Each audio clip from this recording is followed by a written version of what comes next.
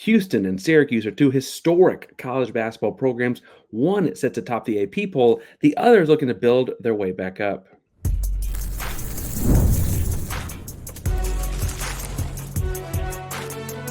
You are Locked On College Crossover, part of the Locked On Podcast Network.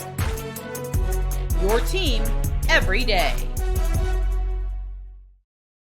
Welcome into another crossover edition of the Locked On Cougs and Locked On Syracuse, here to break down the Las Vegas Players NIL Era Invitation. I probably get those words in the wrong order every time, but Jackson Holzer of Locked On Syracuse, Parker Rangers of Locked On Cougs here to break all things down. Now, Jackson, I typically ask some sort of a weird question and try and get people to answer it down below. When it comes to Vegas, I want to ask if you pick red or black, but I feel like if you pick red, a lot of people are going to kind of make some allusions to what you're picking in this game. So I don't know what your Vegas game of choice is, maybe the better way to go about this. I'm very old school, very classic. My choice is blackjack, straight up. I would like to say that I'm a professional, but I am not. So I don't play that often. What about you? What's your game of choice? You know, I like a good game of blackjack and poker as well. I feel when I get to the roulette table, I feel way more like I'm leading up to chance. I feel less bad about losing. But whatever the case may be, if you feel like winning, losing, whatever, today's show is brought to you by everybody's over at Game Time. Get into the game and see it in person yourself. More on that fun later. Jackson, Parker, we're going to sit here and break down this game for you. Talk about the matchups, the season at hand. We're just starting it, frankly. Where does it say? Some really young names on both rosters. Jackson, we talked in pre-pod. I don't mean to go back to 2021, but I told you that as the elder statesman here, I think of Syracuse as a historic basketball program. And since these two teams met in 2021, that has not been the case. They're 4-0 right now. Are things working their way back? Yes and no. It's very difficult to say through 4 games that Syracuse is back, considering that they have played essentially nobody through 4 games. They were sort of tested in the 4th game that they played, but would you really call that a test against Monmouth, or more so that you underachieved against Monmouth? I guess an optimistic way of looking at it is, hey, you got to play in a close game somewhat for the first time all season, and you're going to play in close games throughout the year. But ideally, when you're playing a team like Monmouth, you want to blow out that team by 20, 30, 40 points like Syracuse was doing in their first 3 games. So is Syracuse back? I would like to believe so. That's why I've been saying for the past couple of weeks that the real season really begins now for this team. It begins today when they face Parker, a Houston Cougars team that, yeah, they're 5-0. That's great. But this is a team that last year was within 1 possession of winning a national championship. Yeah, and I tell people all the time, like, you play that game 65 less seconds or 65 more seconds, and Houston could have hung up a whole different kind of banner. Instead, we're playing for the next one. Now, I will say they have the most Final Fours in the state of Texas and all those kind of fun stuff. You go back to Phi Slama Jamma, you go back to the Elvin Hayes. As I talk about the history of the programs here, Calvin Sampson has his own resume as well. As it presents in this game, I don't mean to pull out all the Sampsonisms and stops, but Monmouth could very well be a conference champion, I guess, in the CAA and be a tournament team. We'll see. They're sitting at 1-3. They played some tough non-conference games, including y'all, and then Seton Hall as well, and things like that. But I guess as look at the present tense of this matchup, and the interesting thing here to me is, Sampson's very well established for a long time, and for much of my lifetime, I said the same thing about Syracuse and Boeheim. Autry does not feel that way. Things feel very much not safe, established, settled there. Is that a poor read on the situation, Jackson? No, that's a very accurate read about Adrian Autry. He's in year 3. He is coming off a season in which he was the head coach of, this is factual, the worst Syracuse team since before the moon landing. That's right, ladies and gentlemen.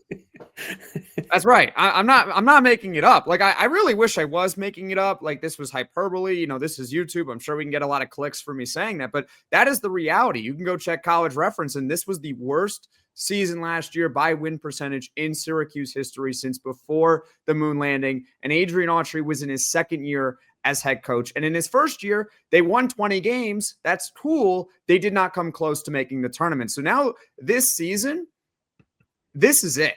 This is it for Adrian Autry and his entire coaching staff. John Wildhack, the athletic director, was very clear about his wording that he wants the team to play in quote unquote competitive games in March. I would like to believe that means he expects that this team is in the tournament this year. So when Syracuse is entering this trip, you would like them to at least keep it competitive. I think it's essential that they can keep it competitive in this game, but they're going to have to find a way to maybe win one or two of these games. And it's not going to be easy, especially with Houston team so far that looks terrific. So what is, I guess I want to speak broadly, and then we'll whittle it down to Houston. Like, what is winning? So I can define this very easy for Houston. What does winning basketball look like for an Autry Syracuse team? Because for Boeheim, it was 2-3 zone, make them miss a bunch of threes, go down and get, good quality shots at the other end. I don't know what Autry's win recipe looks like. That's a great question, because for the first two seasons of the Adrian Autry era, I was asking that very same thing. And I think what you're hitting on there is identity of a team. What is your team known for? When your team takes the court every single game, what can you kind of expect from them? I can tell you Houston's identity just from afar. I'm not going to sit here and pretend to watch every single Houston game, Locked On Cougs fans, okay? That's Parker's job. He watches every Locked On Houston. He watches every Houston game. But I can tell you from afar that Houston is a smothering, in-your-face team. They're going to keep it low scoring, but they're just going to grind it out every single time, and they're going to win much more often than not. And that's how they've been successful all these years with Kelvin Sampson. With Syracuse, in the first 2 years of the Adrian Autry era, they didn't have an identity. They were just a bunch of players. Some of them were talented. Some of them were not as talented, and they just went out and they played basketball, quite frankly. That was their identity. They just played basketball. So this year, they are looking to establish an identity. They definitely got more athletic in the offseason. They are a team that ideally wants to force a lot of turnovers on defense, and they want to use that to their advantage. They want to get out in the fast break and get a lot of easy points that way. They want to be high flying, above the rim, kind of like Phi Slamma Jamma, except they don't have all those guys, with those teams, and they don't have a billion first-round picks like those teams did, but you kind of get the idea. It's sort of like that. That's what they're trying to build this season. The question is it going to actually work this season? Well, and there's a big question, because if Autry's in the hot seat, he's got a relatively young, I say that, the big names on his roster are relatively young. How about that? And it's a tough ACC and all those things. It doesn't, you mentioned he's got to win a game or two this week. It doesn't feel like those are easy tasks, even for a third-year coach. You can say it's too early, I guess. Is it something you're not expecting to happen, Jackson? That just doesn't feel like a very confident way to go about this. The way I phrased it going into the year with this Syracuse team is the expectations have to match the stakes. It doesn't honestly matter what I feel about the team, because at the end of the day, they don't have a choice. The whole team is on the hot seat, because we know the trend in college basketball. When you let go of an entire coaching staff, you're letting go of the players as well. How many players are sticking around? When Louisville fired Kenny Payne, how many players stuck around with Louisville? I'll give you the answer right now. It was one player, and it was a walk-on. That's it. Okay. When NC State fired their coach and they brought in Will Wade, how many players for NC State stuck around? Probably not many. I don't think really any of them did, quite frankly. So with Syracuse, they've looked pretty good through the first 4 games, Monmouth aside. So it leaves me a little bit encouraged that they're better than they were last year. That's for sure. That's a good start. But you're going up against a Houston team that is a perennial 1 seed in the NCAA tournament, where year in and year out, this is a team that can compete to win a national championship. And meanwhile, you're Syracuse, you're just trying to make the tournament. That's the difference right here between these teams. Houston is competing for a national championship. Houston is going into this game expecting that not only are they going to beat Syracuse, they're going to beat Syracuse by double digits. Meanwhile, Syracuse, I told you off air, I would sign up for a 5-point loss right now because I think that would be really beneficial for this team if they can keep it close, be competitive, have a chance to win. It would be good for their mental psyche that they can actually go out and compete with these really good teams on their schedule. And who knows, maybe that can translate to the following game when they're going to play a Kansas team that doesn't have Darren Peterson. Well, you mentioned players coming and going as coaches come and go. You mentioned players that you're already looking forward to in other games in this week, feast week as it may be.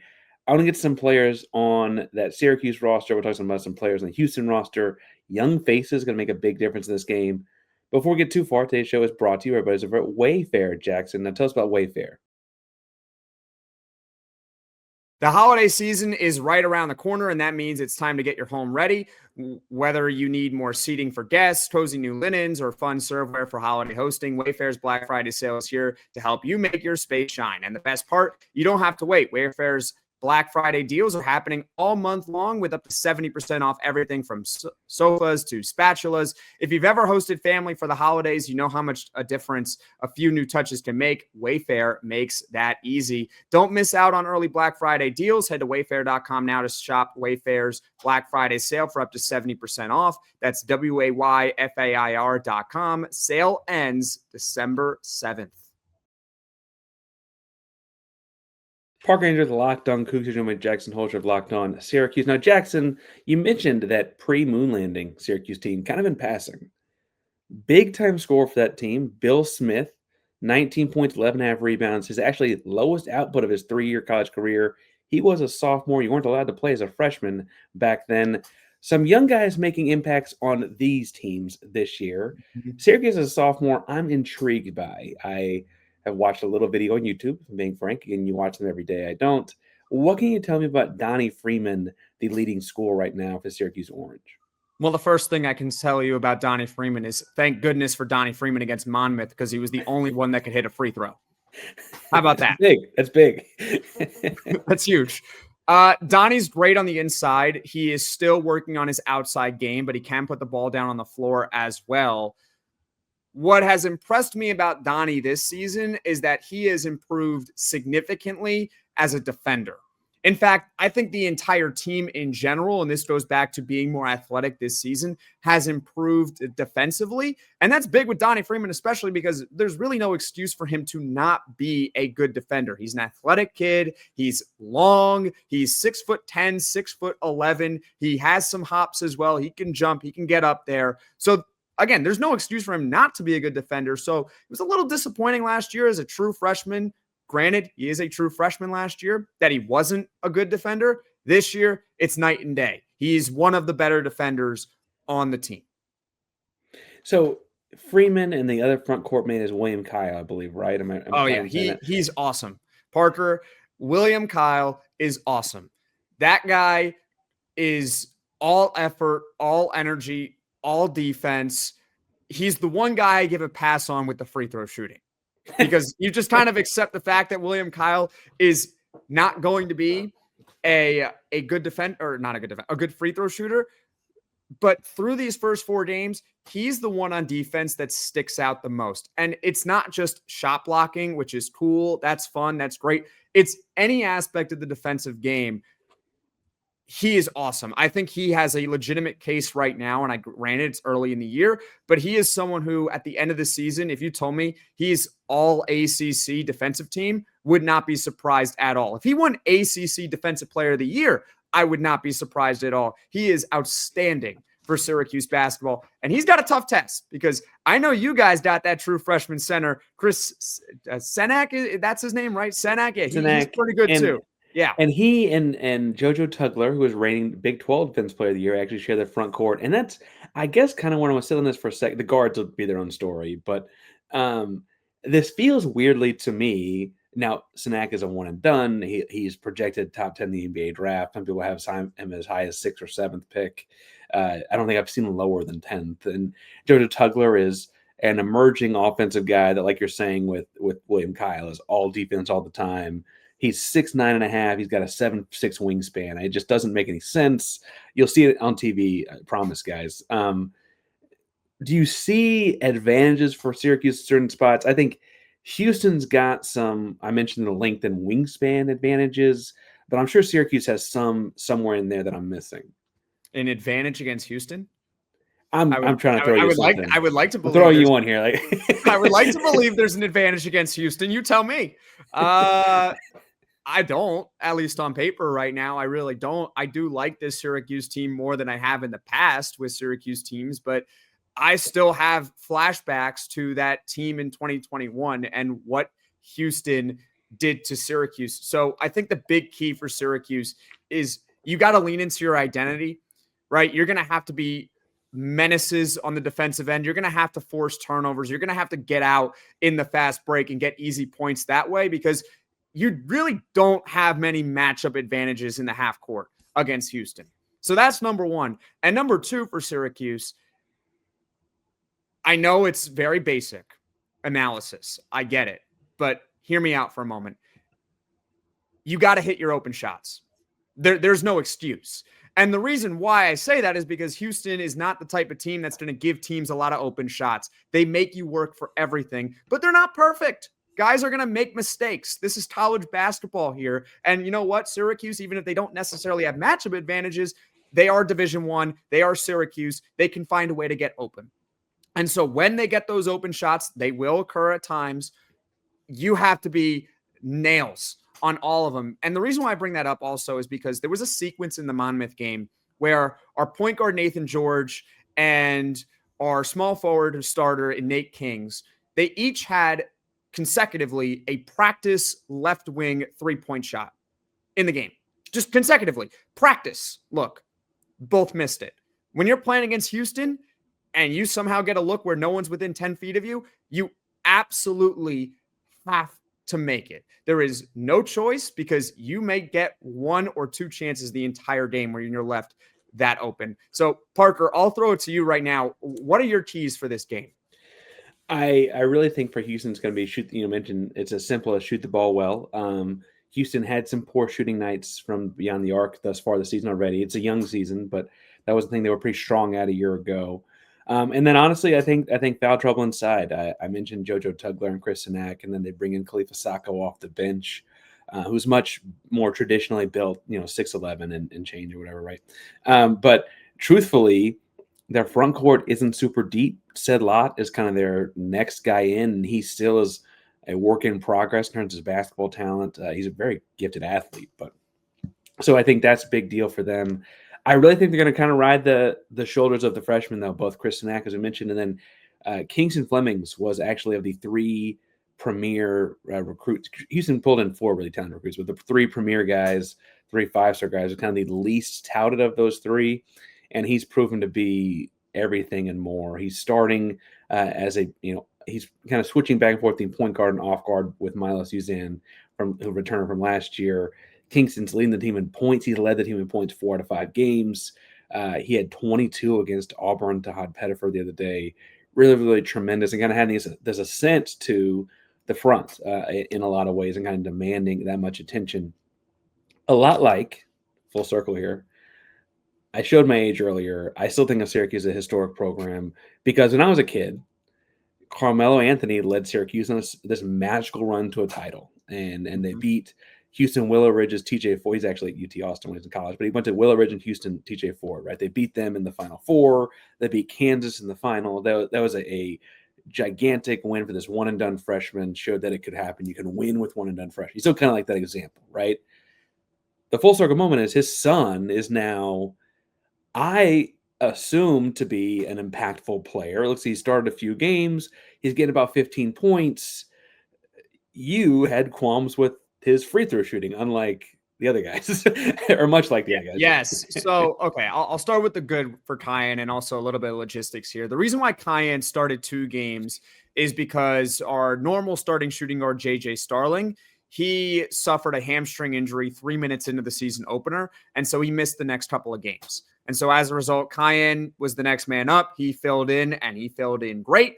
Now, JJ Starling, he did return for the Monmouth game, and I think everyone's going to be healthy for Syracuse in this upcoming matchup against Houston. Tyler Betsy's the one question mark, but he's a role player for Syracuse. Still impactful, but role player. Back to Kyan Anthony. I love his game.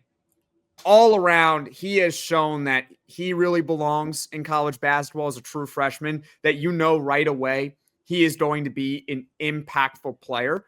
And that's great for Syracuse because it makes their team that much more deeper. Do I think he's going to average 15 points over the course of a season? If he gets the playing time, maybe. But in reality, probably not. But he should be at least a double-digit scorer throughout the season. And I also would like to see him in the starting lineup. That's another discussion maybe for another day for Syracuse basketball. But the one problem with Kyan is that the free throw shooting is just not very good for him. And really, it's the entire team as well. The entire team is shooting 62% from the free throw line through 4 games. That's not good enough. Kyan Anthony is averaging a ton of points, and yet he's shooting less than 50% from the line. He's a guard shooting less than 50% from the line. And so it was kind of funny, and it was kind of cute through the first couple of games. Oh, look, Kyan's doing great, and he's not shooting free throws well. But don't worry, it'll get better. We're kind of still waiting for it. So, like, if we're nitpicking here with Kyan, and he knows it, he's got to make his free throws. And when you're going up against Houston, I have a hard time believing that Syracuse is going to win this game shooting 60-something% from the free throw line. Well, I'm going to pressure on that for a second because I want to ask you in the next segment what Syracuse would have to do to win this game. I'll also return the favor, obviously. College football is in now the final week of the regular season, and I couldn't be more excited about it. Less so about Syracuse, more so about the other games in college football. The tailgates, the rivalries, energy in the stands, there's just nothing like it. But let's be real for a moment. Actually getting tickets can feel like more of a battle than the game itself. You heard that right. I mean, it's more of a battle to get tickets than, the battle between Michigan and Ohio State, the game. Endless queues, hidden fees, prices just magically jumping at the checkout. That's why I use Game Time, the app that gives the advantage back to fans. It's the easiest way to score last-minute tickets at the best prices with no surprise fees. What you see is what you are going to pay. And honestly, with Game Time, it's faster, it's cheaper, and less stressful than any other way I've bought tickets. So take the guesswork out of buying college football tickets with Game Time. Download the Game Time app, create an account, and use code LOCKEDONCollege for $20 off your first purchase. Terms apply. Again, that's promo code LOCKEDONCollege, LOCKED, ONCOLLEGE for $20 off. Swipe, tap, ticket, go. Download Game Time today. All right, Parker Ainsworth locked on Cougs, Jackson Holzer locked on Syracuse. Jackson, you mentioned that if they wanted to win some games, they have to do things like knock down free throws. Will this Monday night's matchup be that simple? What other things would Syracuse have to do to beat Houston as you see it? I know that you mentioned earlier this might be an uphill battle in some ways, but there is some path to victory. It's college basketball. It's part of the fun of it is there's always some way to win. Yes, there's a path to victory. I mean, it's not like last year for Syracuse where I would say the path to victory is maybe Houston misses their team plane. No, there's a legitimate way I think where Syracuse can win. You have to get out in transition. You have to be menaces on defense. You have to force those turnovers because if you can score points without Houston being able to set its defense, there you go. There's some easy buckets for you right there. You're going to have to hit basically all of your open shots when you actually get them because Houston is not going to allow you to get many open shots. So when it happens, you must take advantage of it. Free throws, I would like to believe that they could shoot 75% from the free throw line and still win, but I would probably bump it up to 80% from the free throw line. Finally, based on what you were saying about the front court and how it's a little bit thin, attack the paint and get some of the guys in foul trouble. How about that? If you can get, that freshman center of yours to maybe hit 4 fouls in the second half at one point, who knows? Who knows, right? All of a sudden, the paint's a little bit more open. You can drive to the basket. Everyone has to come in. And obviously, we know drive and kick is it's basic fundamental basketball, right? So it's not easy.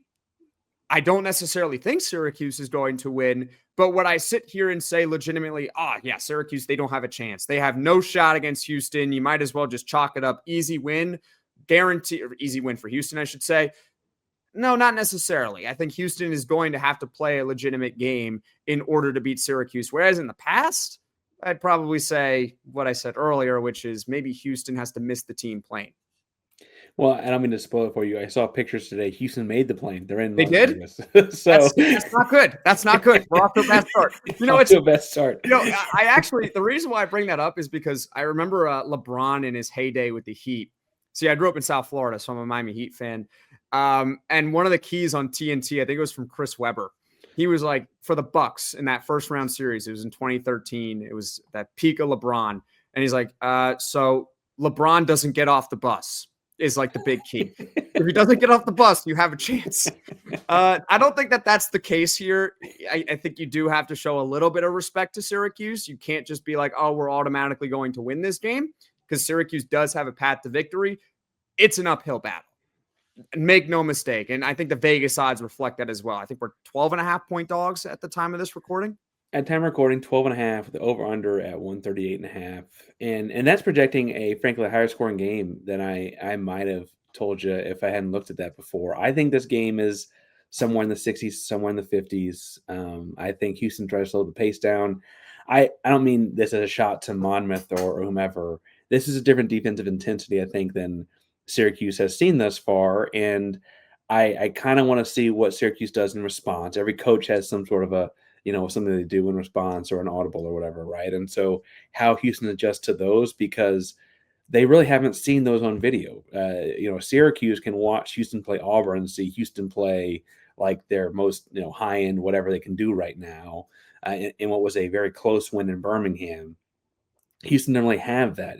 I don't know that Syracuse has hidden a whole bunch so far, but what kind of actions they go to and those kind of things, if it is a nip and tuck game down the stretch, may be more secretive. I also think you mentioned the foul trouble. I don't think that's something to overlook. You mentioned the front court being thin. Last year, Houston, by the end of November, was 4-3. And in those 3 losses, their point guard, Miles Uzan, had fouled out in each of them. And I would point out that they finished the season, including the national championship game, 35-5. Like they went on a pretty crazy run from December 1st on, but it took some time to figure out how to play Houston Cougar defense while staying clean in the foul book. And so I think it is November, right? That is part of this test. I also think these are always 1-game samples. I mean, you mentioned Donnie Freeman, if he gets loose, or who's the 3-point high guy right now? Is that Nate George? Whoever. I would say that Nate Kings was the guy that Syracuse brought in the offseason as the 3-point specialist. Now, to his credit, he's more than that. He's an all-around good basketball player, but he was primarily brought to Syracuse because last year at Oregon State, on high volume, on nearly, I think, 4 to 5 3-point attempts a game, he shot 45% from the 3-point line. So this would be an ideal game where Nate Kings could maybe hit 6 threes. Well, and again, in a 1-game sample, they don't play a 7-game series in college basketball. Like, that could throw everything out the window, right? Like, okay, we got to change everything we're doing to go cover that guy for the rest of the day. So those kinds of things, I think. This is an ACC basketball team, right? Like they're going to have that in their back pocket. I do think Houston handles those things and plays well. I think that they're going to get some transition points out of the defense and have fun with it.